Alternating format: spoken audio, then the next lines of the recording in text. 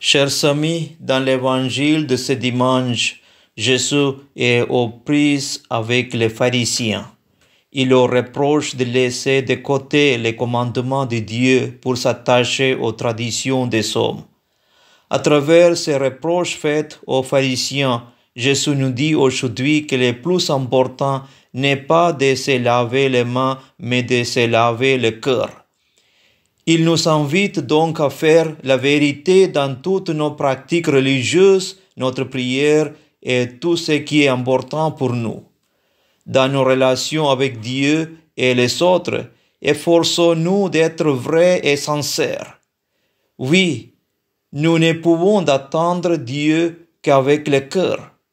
Dans notre vie de relation de Dieu avec nous et de nous avec Dieu, tout se joue au niveau du cœur. Vivre en chrétien, c'est vivre intensement cette alliance d'amour entre Dieu et nous. Il n'y a que cela qui compte. On comprend alors que Jésus soit déconcerté par les critiques des pharisiens qui lui reprochent de ne pas respecter les traditions religieuses. Chers amis, si l'Évangile nous rapporte cet événement, c'est pour attirer notre attention sur notre manière de vivre et de pratiquer la religion. Comme ces pharisiens, nous avons facilement tendance à juger la pratique religieuse des autres, car devant Dieu, chacun de nous ne vaut que ce que vaut son cœur, et Jésus nous rappelle que les vrais adorateurs adorent Dieu en esprit et en vérité. Jean chapitre 4, verset 23. Ainsi, c'est dans le cœur que commence la vraie religion avant d'attendre l'extérieur. Et notre bataille contre le mal doit aussi commencer par le cœur. C'est là que nous devons arracher les mauvaises herbes et semer les bons grains de la solidarité, de l'amitié, de la patience, de l'humilité, de la piété, de la miséricorde, du pardon et surtout de l'amour. Oui, l'amour, car la religion chrétienne est la religion de l'amour. Il suffit donc d'aimer sincèrement pour être un bon chrétien. Tous reconnaîtront que vous êtes mes disciples à l'amour que vous aurez les uns pour les autres, nous dit Jésus en Jean chapitre 13, verset 35. Jésus respecte la tradition à condition qu'elle soit dynamique et vivifiante, qu'elle favorise une meilleure qualité de vie.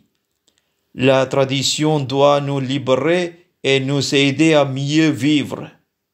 Il ne s'agit pas simplement de répéter les gestes du passé, mais d'agir en conformité avec ce que nous croyons être important pour nous. Aujourd'hui, Jésus nous indique la source du bien et du mal, le cœur humain. C'est du dedans, du cœur de l'homme que sortent les pensées perversées.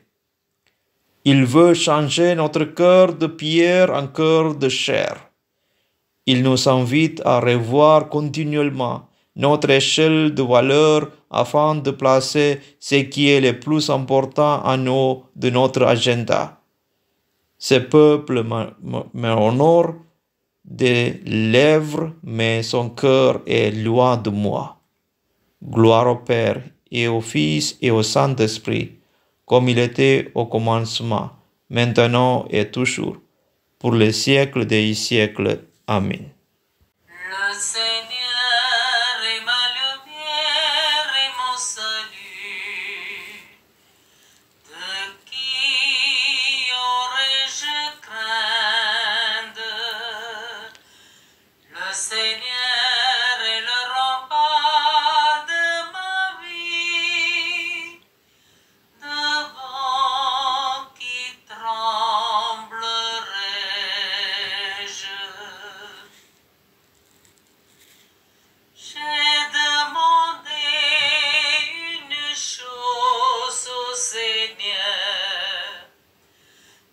seule